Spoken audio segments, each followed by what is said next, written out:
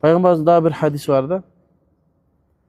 Butuңарды кийим кийгенде bir butun bir туфлиң бул жерде bir туфлиң 5 метр на жакта турат. Намаздан чыгып аткан тепкен боюнча бияка кетирип ийт да анда.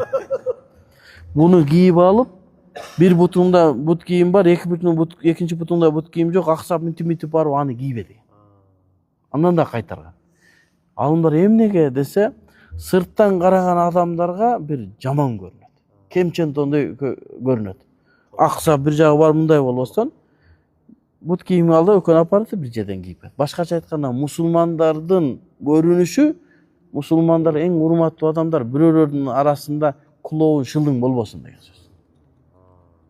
Мен ажылыкта көрдүм, өтө жаман нерсе. Минерин алып таштайт, салмаңдап жүрөт миягычы. Кырып алып коет, миягы чачып алат. Миягын алып коет.